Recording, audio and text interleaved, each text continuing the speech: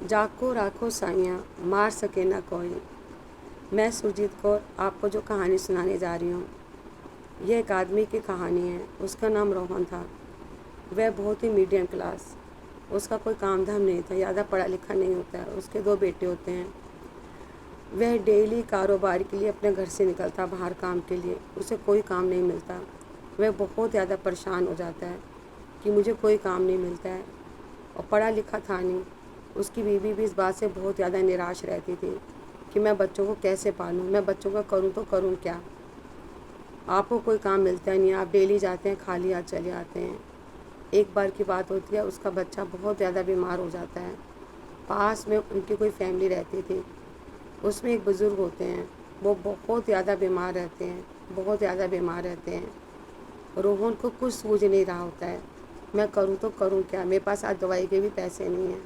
हार कर, बहुत हार कर, थक हार कर वह उस बुज़ुर्ग के यहाँ रात को चला जाता है चोरी करने के लिए। कहता है कि बस मेरे पास, भगवान से खूब माफ़िया भी मांगता है, बहुत ज़्यादा माफ़िया भी मांगता है।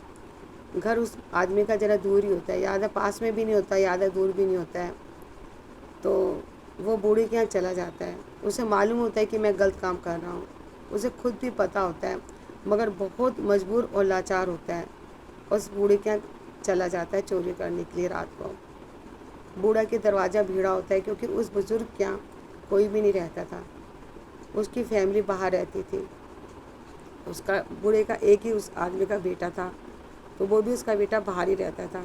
वो भी उस बेटे अपने बाप को नहीं पूछता था, अपने पिताजी को। तो वो आदमी अकेला ही रहता था। ये उसके घर में चोरी करने जाता है कि मुझे कुछ पैसे मिलेंगे और मेरे बच्चे की दवा आ जाएगी। वो बुज़ुर्ग काफ़ी बीमार होता है, बहुत ज़्यादा बीमार होता है, बहुत ज़्यादा खांस रहा होता है। तो उसके घर में कुछ भी नहीं, जैसे कि एकदम बहुत ज़्यादा बीमार होता है और उसकी देख रेख के लिए कोई होता नहीं है। उसे आहट सुनाई देती है बुज़ुर्ग आदमी को, जो बीमार होता है। तो वो कहता है, कौन कौन है बेटा, मुझे पानी तो दे दो। तो ये तो मजबूर हो गई, चोरी करने गया था उसके यहाँ, काफ़ी परेशान होकर चोरी करने के लिए गया था। तो पहले तो इसका मन करता है कि मैं पानी नहीं दूँ और मैं चुपचाप खामोश ही रहूँ, क्योंकि मैं एक चोर हूँ, मैं यहाँ पे चोरी करने आया हूँ। मगर इसका फिर दिल कहता है नहीं, ये चीज़ गलत है। बुज़ुर्ग आदमी पानी मांग रहा है और इतना खांस रहा है, ये मेरा दीन ईमान नहीं कहता है। तो ये उसे पानी दे देता है। तो वो कहते हैं, बेटा चोरी करने आए हो? तो कहता है, बेटा कोई बात नहीं है, मेरा कोई भी नहीं है अपना, आओ मेरे पास बैठो। तो जब ये बुज़ुर्ग को देखता है तो ये चोरी करना भूल जाता है और इसे लगता है कि मैं कर क्या रहा था, इस घर में कोई भी नहीं है और ये बूढ़ा आदमी कितना परेशान है और कितना, देखो पानी के लिए कितना खांस रहा था और मैं यहाँ पे चोरी करने आया हूँ। अचानक ही वो बूढ़ा आदमी बहुत ज़्यादा खांसता है और बीमार, ऐसा लगता है अभी कुछ हुआ। तो ये एकदम ये फ़ोन करता है, एम्बुलेंस वहाँ पर आ जाती है। ये उस बुज़ुर्ग आदमी को लेकर वहाँ पर उसे एडमिट करता है हॉस्पिटल में। तो उससे डॉक्टर लोग पूछते हैं, भी आप कौन हैं?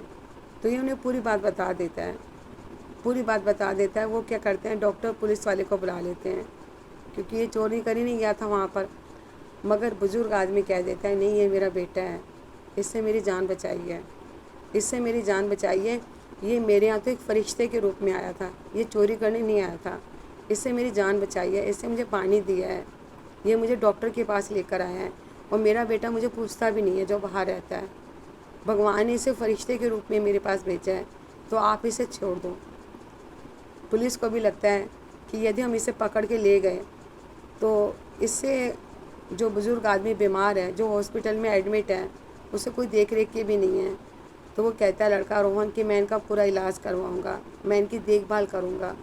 तो बुज़ुर्ग आदमी इस चीज़ से बहुत ज़्यादा खुश होता है। बुज़ुर्ग आदमी को पता चलता है कि रोहन उनके घर में मजबूरी में चोरी करने आया था, ना कि वो एक चोर है।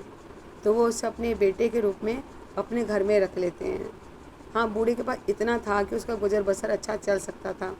जब वह वहाँ पे रहने लग जाता है तो वो बहुत ज़्यादा खुश हो जाता है, क्योंकि उसे एक बाप मिल जाता है और बच्चों के एक दादाजी मिल जाते हैं और बहू को एक ससुर जी मिल जाते हैं और उनकी फैमिली बहुत ज़्यादा खुशी से रहने लग जाती है और उसे अच्छा एक काम भी मिलने लग जाता है।